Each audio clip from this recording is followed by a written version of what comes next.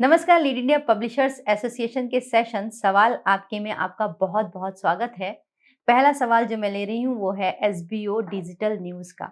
इन्होंने पूछा है कि डी ब्लॉक को री ब्लॉक कैसे किया जा सकता है, समझाइएगा।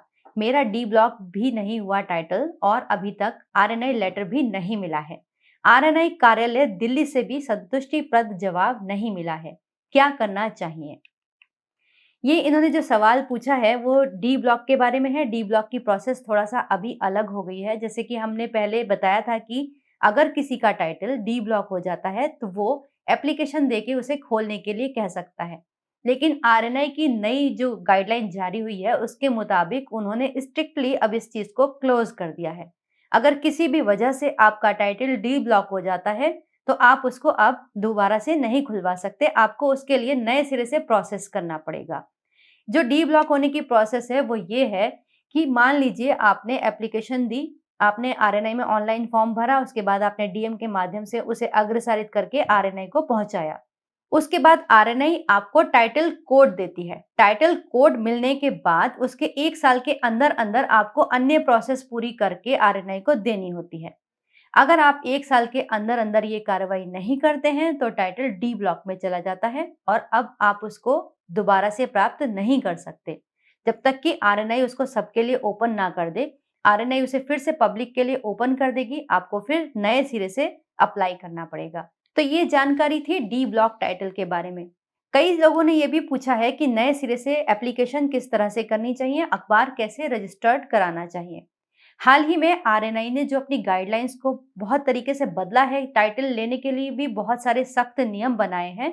अगला वीडियो हम उसी पर बनाएंगे कि अगर आप आवेदन कर रहे हैं, कोई अखबार के नाम के लिए आप एप्लीकेशन दे रहे हैं, तो आपका नाम किस तरह का होना चाहिए। आप कैसे ये जानेंगे कि आपका टाइटल अप्रूव होगा कि नहीं होगा, वो पूरा हम विस्तार से अगली बार बनाएंगे।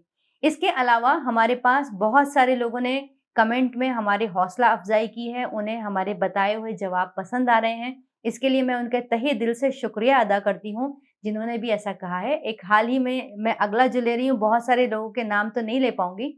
एक सवाल आया है, ये पीएस न्यूज़ ने कहा है कि हमारे चैनल के माध्यम से उन्हें बहुत विस्तार से जानकारी मिलती है। उन्होंने हमारा आभार व्यक्त किया है। बहुत-बहुत धन्यवाद पीएस न्यूज़। इसके अलावा उन्होंने कहा है कि हमारे हेल्पलाइन नंबर पर उनसे बात नहीं हो पाई। 4-5 बार उन्होंने कॉल किया, लेकिन कॉन्टैक्ट नहीं हो पाया। इसके लिए मैं आपसे कहूँगी शायद हेल्पलाइन नंबर बिज़ी रहा होगा, तो आप कृपया एक बार धैर्य के साथ फिर से उसको डायल कर लें, या फिर एक और तरीका है, आप अपना मैसेज जो है व्हाट्सएप पे छोड़ दीजिए। व्हाट्सएप में आप पूरी बात लिख दीजिए, कॉल बैक करने के लिए कह दीजिए। हमारे जो एग्जीक्यूटिव हैं यहाँ से वो आपको कॉल बैक कर लेंगे। बाकी सभी लोगों का बहुत-बहुत शुक्रिया जिन्होंने भी हमें कमेंट करके सजेशंस दिए हैं और हमें अगले वीडियो बनाने के लिए प्रोत्साहित किया है। अगर आपको हमारे प्रयास अच्छे लगे हों तो प्लीज़ इसको लाइक कीजिए, सब्सक्राइब कीजिए और शेयर भी कीजिए। वीडियो देखने के लिए बहुत-बहुत धन्यवाद।